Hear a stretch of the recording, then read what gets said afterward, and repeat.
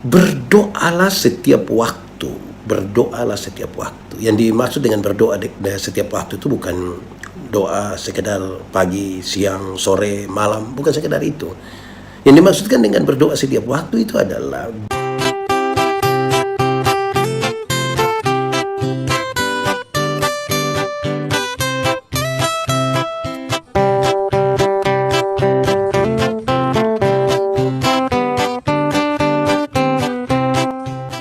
baik saudara-saudara, mari kita berdoa. Ya Tuhan Allah, kami mohon kepadamu, kuatkanlah dan teguhkanlah iman kami, supaya waktu di mana kami belajar firman Tuhan, biarlah ini menjadi waktu terbaik bagi kami. Terpujilah namamu Tuhan, jauhkan semua penggoda pencobaan. Alat yang kami pakai Tuhan berkati, dan biarlah dalam damai sejahtera-Mu kami belajar firman Tuhan. Terima kasih, kami rindu pada firman-Mu.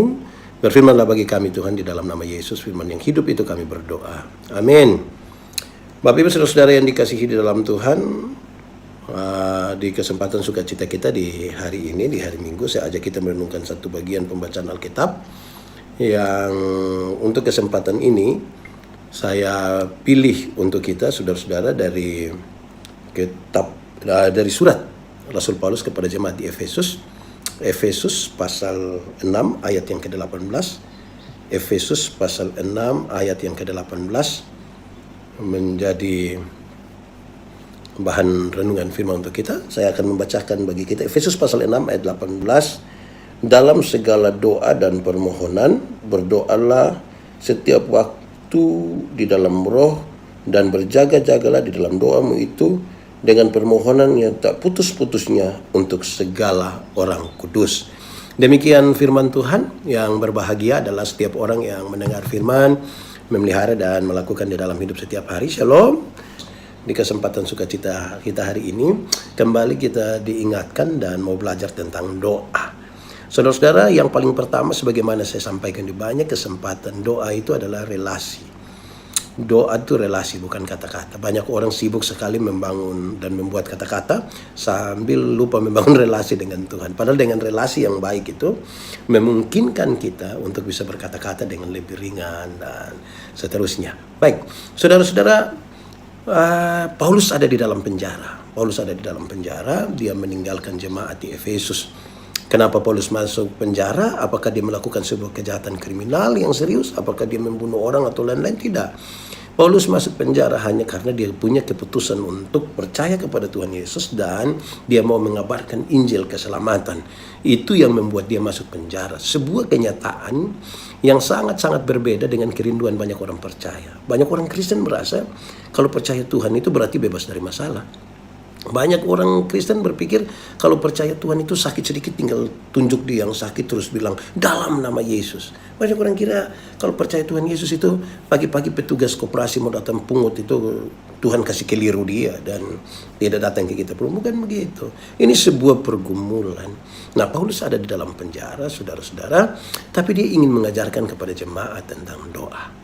Di kesempatan ini, saudara-saudara, saya ingin menyampaikan kepada kita satu dua catatan dari apa yang kita baca ini tentang doa, biar itu kemudian menjadi bagian yang penting bagi kita ketika kita membangun kehidupan doa dan ketika kita mau untuk betul-betul mengimani apa yang menjadi bagian dalam percaya kita kepada Tuhan, khusus untuk hal doa. Yang pertama, berdoalah setiap waktu.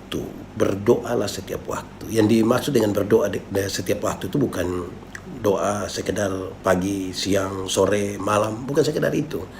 Yang dimaksudkan dengan berdoa setiap waktu itu adalah berdoalah di setiap waktu, di mana kadang-kadang kita sehat, kadang-kadang kita sakit, kadang-kadang kita susah, kadang-kadang kita senang, kadang-kadang kita tertawa, kadang-kadang kita menangis. Berdoalah. Jangan berdoa menurut suasana hati. Jangan berdoa menurut suasana hati. Kenapa? Banyak orang masih berdoa menurut suasana hati. Kadang-kadang kalau dia datang suasana hati lagi enak, ada makanan, dia tunduk kepala berdoa kepada Tuhan. Kadang-kadang datang kalau sudah sangat lapar, apalagi kelelahan lagi, buru-buru harus makan, sudah lupa berdoa. Karena berdoa menurut suasana hati. Ingat saudara-saudara bahwa saya ingin sampaikan kembali pada kita, manusia sering ditempatkan pada 3 kondisi ini. Kondisi pertama adalah kondisi di mana kita mau dan Tuhan juga mau. Kita mau, Tuhan juga mau. Pernahkah saudara alami di mana kita mau dan Tuhan mau? Ya. Kalau saudara pernah alami itu, apa yang saudara rasakan? Rasa bahagia, rasa senang, ingin bersaksi, ingin menyatakan di mana-mana soal kebaikan Tuhan dalam hidup kita. Kalau kita mau, sekaligus juga Tuhan mau. Tapi ada kondisi kedua saudara-saudara di mana kita mau tetapi Tuhan tidak mau. Pernahkah saudara alami ketika kita mau tapi Tuhan tidak mau? Yo, pernah pasti. Ketika Tuhan tidak mau apa yang kita mau, saudara-saudara, kita berpikir banyak hal. Kadang-kadang kita kecewa dengan Tuhan, kita putus asa, kita mau marah Tuhan, bahkan kita bandingkan hidup kita dengan orang lain, dengan tetangga, dengan saudara-saudara yang lain. Karena ketika kita mau, Tuhan tidak mau. Atau ada kondisi ketiga di mana Tuhan mau, tetapi kita yang tidak mau. Tuhan mau tapi kita tidak mau. Misalnya saudara-saudara, kita lagi bermusuhan, marah sama seseorang, Tuhan mau kita saling mengampuni, kita menerima dia kembali, tapi hati kita ini belum siap untuk itu. Tuhan mau sesegera mungkin, tapi kita merasa belum siap, kita merasa belum bisa mengingat-ingat dia punya kesalahan, merasa hati kita sangat kacau, sangat hancur karena itu. Nah, kita ada seringkali dalam tiga kondisi itu, dan karena itu nasihat ini serius. Berdoalah setiap waktu. Baik waktu senang, baik waktu susah, menangis, tertawa. Baik di mana kita mau dan Tuhan juga mau. Baik di mana kita mau tapi Tuhan tidak mau. Baik di mana ketika Tuhan menginginkan sesuatu dari kita tapi itu masih berat untuk melakukannya. Jangan lupa berdoalah. Berdoalah. Itu pertama. Berdoalah setiap waktu. Yang kedua, berdoalah. Yang kedua apa ya? Berdoalah di dalam roh. Berdoalah di dalam roh. Saya ingin menegaskan di sini saudara bahwa yang dimaksud dengan berdoa dalam roh bukan berdoa dalam bahasa roh, bukan itu yang dimaksudkan. Tapi yang dimaksudkan adalah berdoalah dalam kesatuan dengan Roh Kudus. Berdoalah dalam kesatuan dengan Roh Kudus. Karena roh itu adalah Roh Kudus, maka setiap orang yang berdoa mestinya dia orang yang menjaga kekudusannya. Sekali lagi saya ingatkan kepada kita saudara, bahwa Roh Kudus itu tidak dapat bersatu dengan yang tidak kudus. Yang terang tidak dapat bersatu dengan yang gelap. Karena itu nasihat ini menjadi serius. Berdoalah di dalam roh. Engkau harus menjaga kekudusanmu. Banyak orang bisa berkata-kata dengan Tuhan, tapi belum tentu dia bersatu dengan Tuhan. Karena soal apa? Soal kekudusan, saudara. Sekedar berkata-kata, kita bisa saja berkata-kata dengan orang yang mungkin tidak kita kenal. Saya atau mungkin saudara pernah punya pengalaman ya. Mungkin saudara pernah punya pengalaman kita berdoa, kita telepon begitu. Pas kita telepon tiba-tiba ada satu yang bilang begini, nomor yang Anda tuju. Pernah alami? Kalau saudara pernah alami, saudara kenal itu perempuan yang bilang nomor yang Anda tuju. Kan kita tidak kenal. Jadi doa bukan sekedar kata-kata. Doa itu relasi. Tapi dalam kesatuan dengan Roh Kudus. Supaya kita bukan saja berkata-kata. Nah saudara-saudara, kita seringkali mendengar orang mengutip Roma pasal 8 ayat 28. Roma pasal 8 ayat 28 bilang Allah turut bekerja untuk mendatangkan kebaikan dan seterusnya. Oke, mari kita lihat saudara. Hal yang ingin saya sampaikan kepada kita adalah orang suka itu Allah turut bekerja untuk mendatangkan kebaikan. Tapi dia lupa ayat 26 dan ayat yang ke-27 menyampaikan roh itu berdoa bagi hal-hal yang tidak terkatakan, yang tidak kita ungkapkan. Dalam kesatuan dengan Roh Kudus, dalam kesatuan dengan Tuhan, roh itu berdoa bagi hal-hal yang tidak terkatakan oleh kita. Kenapa roh mengatakannya? Ada dua alasan. Pertama saudara, sesungguhnya 5 menit ke depan manusia tidak tahu, termasuk yang berdoa. Dia tidak tahu apa yang akan terjadi dalam hidupnya. 5 menit ke depan kita tidak tahu apa yang akan terjadi. Atau yang kedua, ketika kita ada di dalam masalah, kita bergumul dengan persoalan, kita tidak tahu jalan apa yang paling baik bagi kita. Nah itu roh yang tahu. Karena roh yang tahu apa yang terjadi ke depan, roh yang tahu apa jalan terbaik dalam masalah kita, maka berdoalah dalam kesatuan dengan roh. Nanti kalau dua hal itu sudah kita paham dan kita yakini, baru kita boleh katakan Allah turut bekerja untuk mendatangkan kebaikan. Itu menjadi serius bagi kita. Itu menjadi sesuatu yang indah dan penting bagi saya dan saudara. Kenapa saudara-saudara? Supaya kita bisa menikmati kehidupan doa dan kuasa doa. Karena kita punya kesatuan dengan Roh Kudus. Sudah dua. Pertama tadi apa? Berdoalah setiap waktu. Yang kedua, berdoalah di dalam roh. Yang ketiga, berdoalah tapi berjaga-jagalah. Berdoa dan berjaga-jagalah. Sebenarnya pesannya adalah yang perlu kita kerjakan, kerjakanlah. Yang perlu Tuhan kerjakan itu bagian Tuhan. Tidak bisa kita intervensi. Tapi bagian kita mesti kita maksimalkan untuk lakukan. Berjaga-jaga itu berkaitan dengan apa yang harus kita katakan. Apa yang harus kita lakukan. Contoh, kalau saudara punya toko sembako misalnya. Kalau saudara punya toko sembako, terus siapa di antara kita yang kan dia punya toko sembako, dia sudah berdoa, terus dia pulang, dia bilang kepada anak-anak yang membantunya di rumah, dia kasih tahu bilang begini, anak-anak, sebentar malam waktu jam harus pulang, kamu pulang saja. Tidak usah tutup toko, tidak apa-apa, pulang saja. Kenapa begitu? Kenapa kita tidak perlu tutup toko? Ya, kita kan sudah berdoa. Kita kan sudah berdoa, guna apa kamu takut? Menurut saudara besok kira-kira 10 atau 20 karung beras sudah hilang atau tidak? Ya pasti hilang. Karena itu bagian kita adalah tutup toko. Bagian kita adalah mengerjakan yang perlu kita kerjakan. Banyak orang berdoa tapi tidak melakukan apa yang dia kerjakan, yang harus dikerjakan. Tuhan memberi makan kepada burung pipit, tapi tidak dengan melemparkan gandum ke dalam sangkarnya. Burung itu mesti keluar. Burung itu harus mencari di luar. Tuhan menolong orang yang mau menolong dirinya. Jadi yang perlu kita lakukanlah. Ada masa depan bagi anak-anak kita, bagi kita. Iya. Tapi yang antar ini anak-anak ke sekolah itu bukan Tuhan yang antar. Orang tua yang antar. Atau siapa di antara kita yang karena dia sibuk pagi-pagi dia berdoa, Tuhan, saya sibuk jadi Tuhan tolong jemput anak dorang. Wah, Tuhan yang jemput pulang kita menangis Bapak. Karena itu yang perlu kita kerjakan. Kerjakanlah dengan baik, kerjakanlah dengan sukacita. Selebihnya itu bagian Tuhan. Tuhan akan mengerjakan dengan caranya dan menurut waktunya. Sudah 3. Pertama, berdoalah setiap waktu. Kedua, berdoa dalam roh. Yang ketiga, berdoa berdoa dan berjaga-jaga. Yang keempat, berdoa tanpa putus-putusnya. Berdoa tanpa putus-putusnya. Berdoa tanpa putus ini sengaja dibedakan dengan berdoa setiap waktu. Apa maksudnya? Berdoa tanpa putus-putusnya itu berkaitan dengan konektivitas, berkaitan dengan instalasi. Seperti listrik, di rumah itu sudah harus terinstalasi dengan baik, ini jaringan listrik, supaya pada waktu kita mau menyalakan lampu tinggal tekan, mau cas HP tinggal tusuk, mau kasih hidup AC tinggal remote, karena dia sudah terinstalasi. Selalu tidak boleh terputus dengan Tuhan.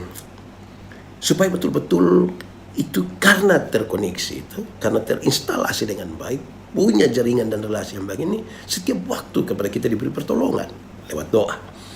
Saudara-saudara, hal ini serius. Kenapa?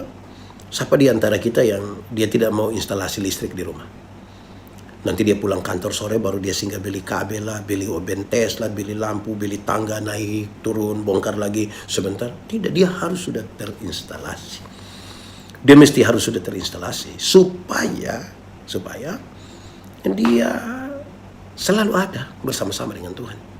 Nah, saudara lihat, ada 2 kalimat yang seringkali diucapkan tentang doa. Yang pertama seringkali diungkapkan begini. Yesus itu hanya sejauh doa. Yesus hanya sejauh doa. Berarti jarak antara kita dan Tuhan itu sejauh apa yang selalu kita lakukan di dalam doa, dalam keyakinan iman kita. Dia tidak jauh tuh bagi orang yang rajin berdoa. Tapi sekali lagi bukan kata-kata ya, karena relasi yang kuat tadi.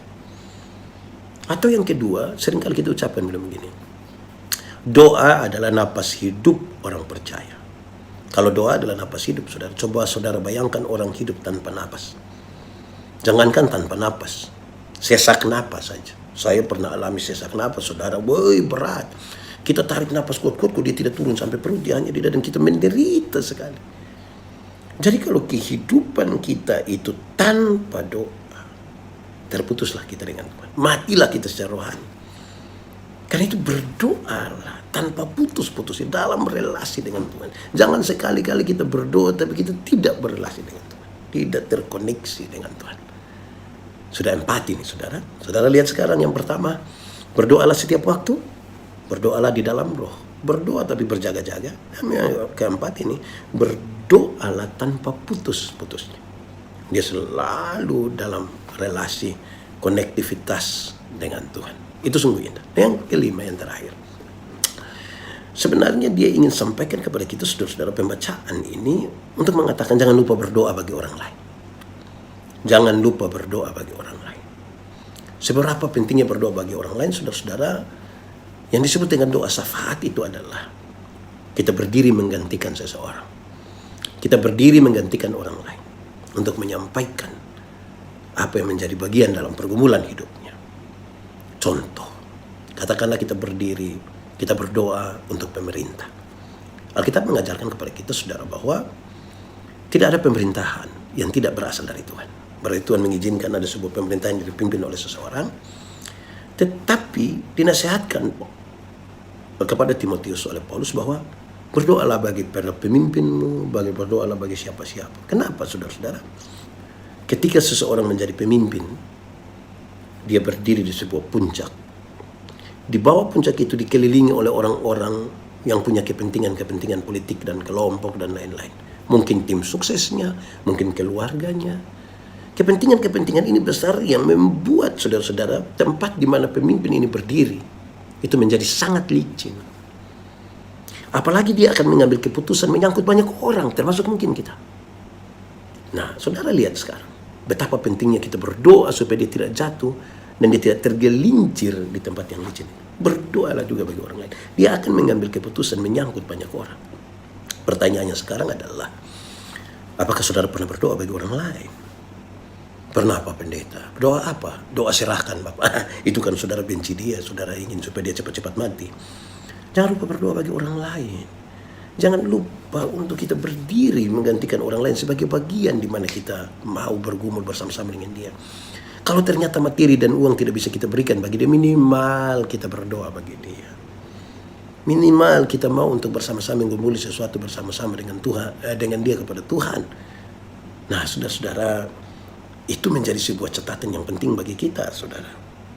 Berdoalah juga untuk orang lain. Kadang-kadang, saudara, kalau ketika kita berdoa, rata-rata saya dengar banyak orang berdoa itu 1 menit pertama itu dia bikin sebuah ungkapan hormat yang luar biasa. Tuhan engkau dahsyat, engkau luar biasa, engkau ajaib, dan seterusnya. Itu 1 menit pertama itu. Masuk menit kedua itu daftar permintaan. Itu daftar permintaan itu seperti proposal rohani itu. Dia meminta 1, 2, 3, 4, 5, 6, 10, 20, 30, 40, 50, 60, 70, 80. Nanti sudah 80 pas mau selesai baru dia bilang, ampunilah segala dosa kami. Di dalam nama Yesus kami berdoa.